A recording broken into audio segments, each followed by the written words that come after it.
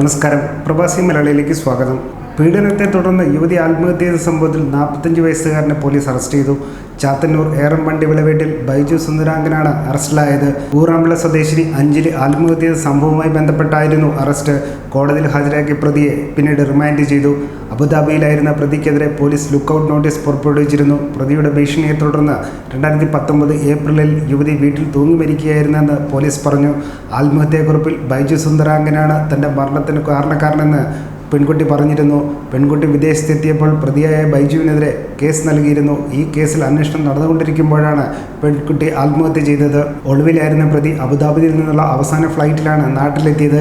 തിരുവനന്തപുരം വിമാനത്താവളത്തിലെത്തിയ പ്രതി medical college ആശുപത്രിയിൽ Covid നിരീക്ഷണത്തിലായിരുന്നു. നിരീക്ഷണ കാലാവധി പൂർത്തിയായതോടെ കഴിഞ്ഞ ദിവസം ചാത്തന്നൂർ CI ജസ്റ്റിൻ ജോണിൻ്റെ നേതൃത്വത്തിലുള്ള സംഘം അറസ്റ്റ് ചെയ്യുകയായിരുന്നു.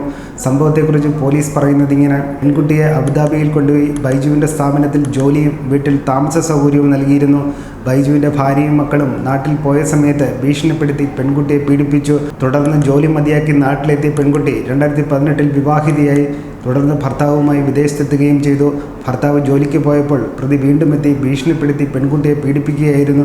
തുടർന്ന് നാട്ടിലെത്തിയ പെൺകുട്ടി ഗുളിക കഴിച്ച് ആത്മഹത്യക്ക് ശ്രമിച്ചിരുന്നു. ഇത് തരണം ചെയ്തെങ്കിലും പിന്നീട് 2019 ഏപ്രിലിൽ വീട്ടിൽ കിടപ്പുമുറിയിൽ തൂങ്ങി മരിച്ച നിലയിൽ പെൺകുട്ടിയെ കണ്ടെത്തുകയായിരുന്നു. മരണമൊഴിയിലും ആത്മഹത്യാക്കുറിപ്പിലും മരണത്തിന് കാരണക്കാരൻ ബൈജുവാണെന്നും പെൺകുട്ടി വ്യക്തമാക്കിയിരുന്നു. ഇതിനെ തുടർന്നുള്ള അന്വേഷണത്തിലാണ് ഒടുവിൽ ബൈജുവിനെ പോലീസ് അറസ്റ്റ് ചെയ്തിരിക്കുന്നത്. ന്യൂസ് ഡെസ്ക്, പ്രവാസി മലയാളി.